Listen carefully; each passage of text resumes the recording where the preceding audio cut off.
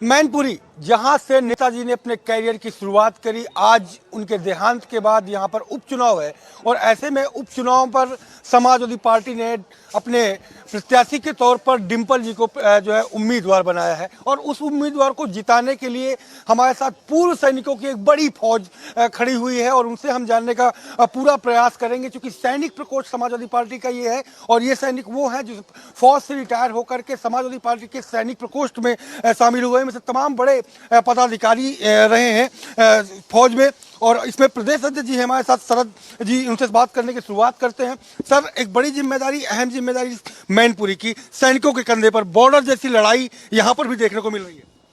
देखिए, सबसे पहले तो हम लोग सैनिक प्रकोष्ठ के हैं और मेरा नाम कर्नल शरद शरण है। मैं सैनिक प्रकोष्ठ का प्रदेश अध्यक्ष हूँ। आज हम लोग यहाँ पे मुख्यतः इसलिए हैं कि इस धरा पे जिसको डकैतों के नाम से जाना जाता था, आज चौड़ी चौड़ी सड़कों पे और अस्पतालों के और मेडिकल कॉलेजों के नाम से जाना जाता है।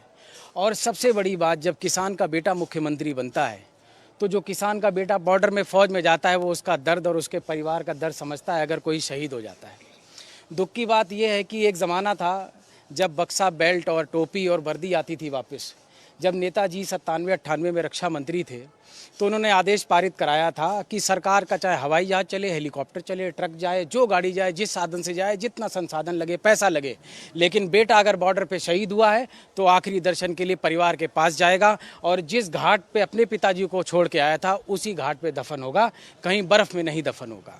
दूसरी बात, हमारे आज जो डिंपल यादव जी यहाँ से चुनाव लड़ रही हैं, एक फौजी परिवार की बिटियाँ हैं और उनका विवाह भी एक ऐसे प्रगतिशील नेता के साथ हुआ है जो अपने आप में हिंदुस्तान का अकेला एग्जाम्पल है कि किसी बड़े नेता ने अपने बच्चे को पढ़ने के लिए मिलिट्री स्कूल भेजा हो, ना कि दून स्कूल या विदेशों के किसी पब्लिक या कैथलिक स्कूल में। तो नेताजी का ये जज्बा था कि जब वो इतने बड़े नेता थे, प्रदेश को नेतृत्व दे रहे थे, उन्होंने अपने बच्चे को फौज में भेजने के लिए मिलिट्री स्कूल भेजा था। और नेताजी ने और माननीय अखिलेश जी ने समाजवादी पार्टी के माध्यम से सैनिकों के वेलफेयर के लिए सैनिक कल्याण निगम बनाया, हमारी गाड़ियों पे एक्साइज छूट बनवाई, हमारी मेडिकल की फैसिलिटीज़ फ्री कराई।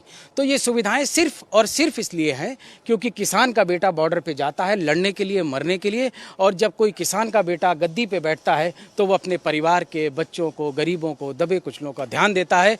तो मुझे लगता है कि जब हम लोग सेना की नौकरी करके, देश सेवा करके, जो शहीद होने से बच के वापस आए ईश्वरीय कृपा से, उनकी ये जिम्मेदारी बनती है कि अपने किसानों के लिए, किसानों के बेटों के लिए, किसानों के परिवारों के लिए संघर्ष करें।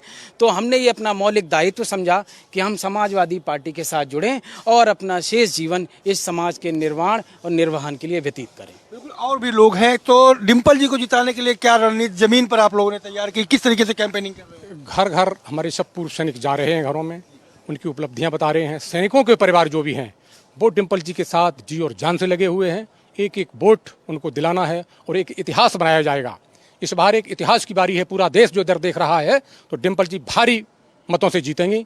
ये हम सब लोग इसके लिए लगातार मेहनत कर रहे हैं दिनों रात। क्या योजना है सेना के लिए? जो माननीय नेताजी ने किया और अखिलेश जी ने जो किया, वो उसका हम ऋण तो नहीं चुका सकते हैं, लेकिन जहाँ जितना कर सकते हैं वो बिल्कुल करेंगे और करते हैं। घर घर जाके वोट मांगे और सैनिकों की टोली टोली में जाके हम लोग वोट मांगेंगे और लास्ट वाले दिन सबको निकाल के और बूथ तक पहुंचाएंगे। ये काम सैनिक परिवारों में जा रहे हैं आप लोग, किस तरीके का रिस्पांस सैनिक परिवारों को का मिल रहा है? कहीं जाति, धर्म, मजहब तो आड़े नहीं आ रहा? नहीं, कभी नहीं आया। सैनिकों के लिए कभी ऐसी कोई चीज नहीं होगी। हर धर्म, हर जात से सैनिक ऊपर है। एक रिस्पांस दिख रहा है, बहुत अच्छा रिस्पॉन्स है और नेताजी की जीत से इनकी जीत ऐतिहासिक जीत होगी।